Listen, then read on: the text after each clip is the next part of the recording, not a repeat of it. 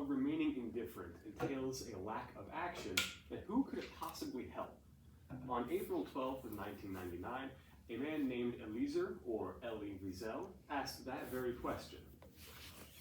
Wiesel's speech highlights the dangers of ignoring injustice and how doing so only serves to aid the aggressor.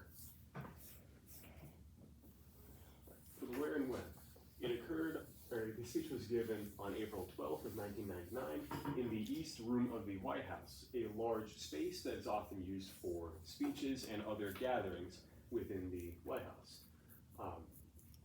The audience present, actually there, were Bill and Hillary Clinton, as well as various White House officials.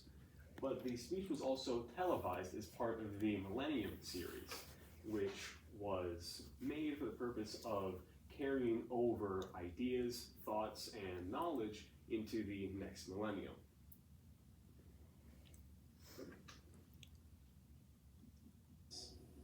Indifference is not a response. Indifference is not a beginning. It is an end. And therefore, indifference is always the friend of the enemy, for it benefits the aggressor, never his victim whose pain is magnified when he or she feels forgotten. The political prisoner in his cell, the hungry children, the homeless refugees, not to respond to their plight, not to relieve their solitude by offering them a spark of hope, is to exile them from human memory. And in denying their humanity, we betray our own. Indifference, then, is not only a sin, it is a punishment. That video clip there highlights probably the most important part of his speech, where he gets across his main idea the best. Then, for the elements of ethos that he utilized, he was dressed very well, as you saw. He was giving the speech as part of the Millennium series, which was very highly esteemed, so it made his speech seem a lot more professional and profound.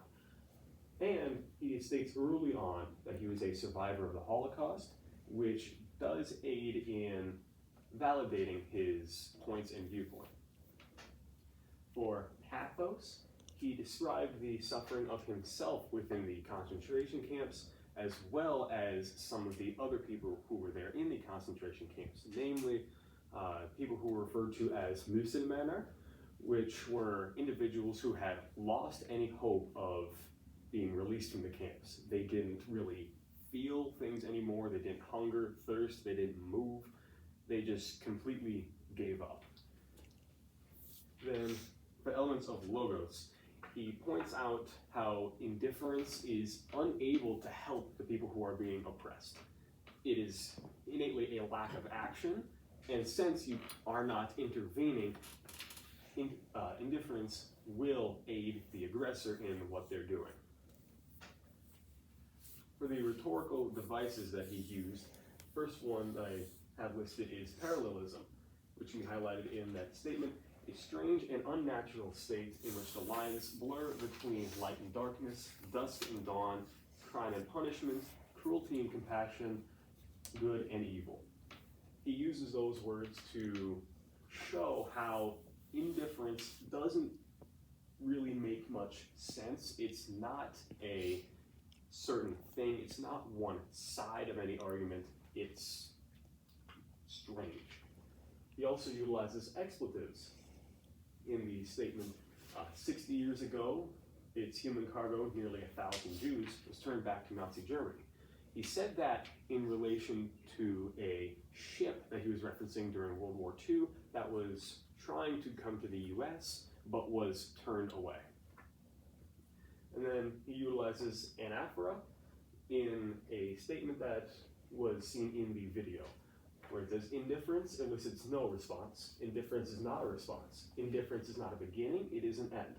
And therefore, indifference is always a friend of the enemy, for it benefits the aggressor, never his victim, whose pain is magnified when he or she feels forgotten.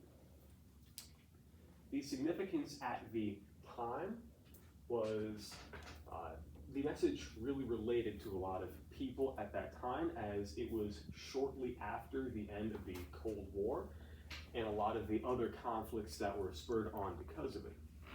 And so a lot of people were able to remember a very significant issue or event that had occurred relatively recently. Then, since those atrocities, genocides, massacres, and otherwise still occur today, his speech is still just as relevant in its message of intervention. And then, it will endure so long as indifference is a potential temptation.